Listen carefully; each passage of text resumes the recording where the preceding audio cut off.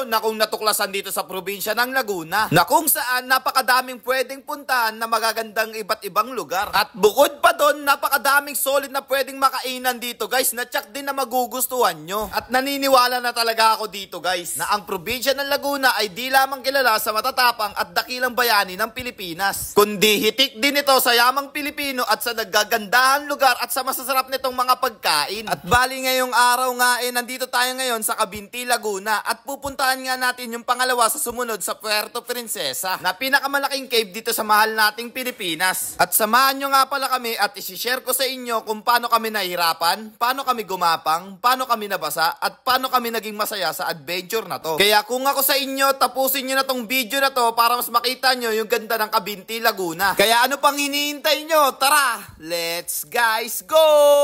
So ayun na nga, nandito muna tayo ngayon sa Golf Club at dito nga din pala kami nag-book sa Mountain Lake Resort na matatagpuan nyo lang din sa The Hamptons, Caliraya, Barangay Istalaongan, Cavinti, Laguna. At ayun na nga guys, bago tayo pumunta ng cave at falls, unahin muna natin yung pagstay ko dito sa Mountain Lake Resort. At nga pala guys, kapag pupunta kayo ng cave and falls, pwede nyo din sila kausapin about kung paano makapunta doon. Kasi sila na din mismo ang mag-aasikaso sa inyo para doon. At meron nga din pala sila dito mga activities, gaya ng zipline.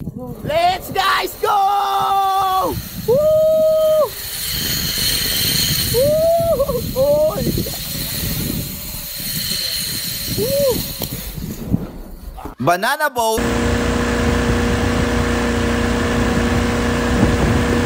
Kayaking. Archery.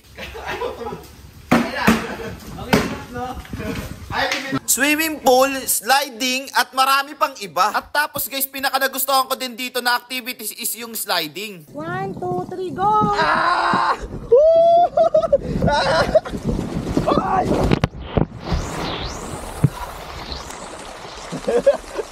At kahit magtusawa ka nga pala mag-slide dito guys ay okay lang. About naman sa mga pag-stayinan nyo dito sa Mountain Lake Resort ay meron silang ino-offer. At narito nga pala yung ino-offer sa amin. Bali yung first day and last day namin is magkaibang unit ang pinuntahan. Yung first day namin is ito, i-montage ko na lang muna. Kumpleto nga pala sila dito sa mga gagamitin nyo guys, kaya wala kayong poproblemahin. Pagkatapos naman sa unang unit na pinag-stayinan namin, narito naman ang kabilang unit. Nasa Lake Pad 6 nga pala ako at i-montage ko na lang din ito para sa inyo. Maganda nga din pala dito sa Lake Pad 6 guys, gawa ng nasa tapat mo lang yung mismo yung lake. Tapos guys, ang ganda pa mismo ng view. Tapos pag gising mo sa umaga, naku, ma-enjoy mo talaga yung pag-stay mo dito. May mini pool nga din pala dito guys sa Lake Pad 6, kaya pwede din kayo maligo dito. Tapos magkaiwalay nga pala yung CR nila dito, pero napaka-solid yung CR dito guys. Napakalinis niya tignan, tapos ang ganda pa sa mga mata. At saka pwede ka dito mag-selfie-selfie. At ayun na nga, natapos na natin yung pag-stay ko dito sa Mountain Lake Resort. Kung gusto niyo naman mag-book dito at para malaman kung magkano, ilalagay ko na lang yung rate at i-post nyo na lang din. So ayan guys, napaka-goods talaga mag-stay dito sa Mountain Lake Resort dahil sobrang daming activities and pwede ka din dito mag-golf-golf. Naglaro nga din pala ako ng golf dito. Medyo mahirap siya sa una pero may tagaturo naman doon. First time ko nga pala makapaglaro ng golf. Pero grabe, sobrang galing ko rin pala maglaro nito. Joke lang. At ayun na nga guys, bali dito naman tayo ngayon sa Cavinti Cave dahil ito muna ang aming pinuntahan. Bali payo ko lang guys is mabilisang review lang muna tayo dito sa Cavinti Cave. Gawa ng ayoko kayo ma-overspoil. Gusto ko pa din po na kayo din ay makaranas dito sa Cavinti Cave para mas ma-enjoy nyo din at ma-experience nyo mismo yung kagandahan ng Cavinti Cave. Bale, ito nga pala ang pwede ko mapakita sa inyo na sulit at goods din makita. Katulad netong mga kakaibang stalagmite. At isa nga din pala ito sa mga pinaka nakakatuwang tignan. Grabe naman kasi ang hulma netong stalagmite na hugis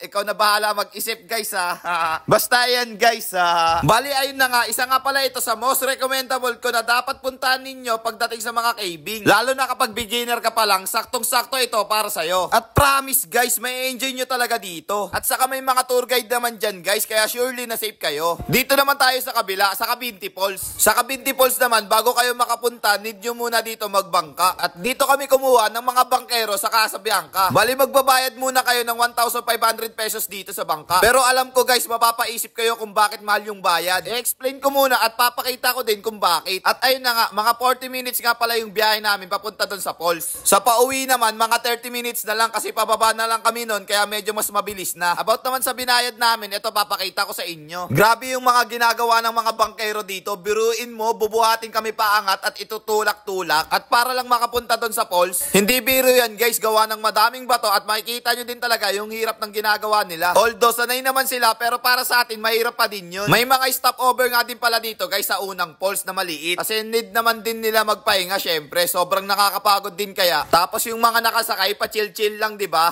Pero ayun nga, worth it naman din talaga yung bayad mo. Bali ayun nga, about naman dito sa falls, pwede kayo sumakay sa tinutulak nilang kahoy. Hindi ko kasi alam tawag dyan guys, kaya kahoy na lang nasabi ko. Pero balsa ata tawag doon.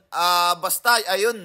Bali dyan guys, maliligo kayo dyan ng malala. Babagsakan talaga kayo ng babagsakan ng tubig mula sa itaas. Sobrang na-enjoy nga din pala namin dito guys. At papakita ko din sa inyo nung nandun na kami sa babagsakan.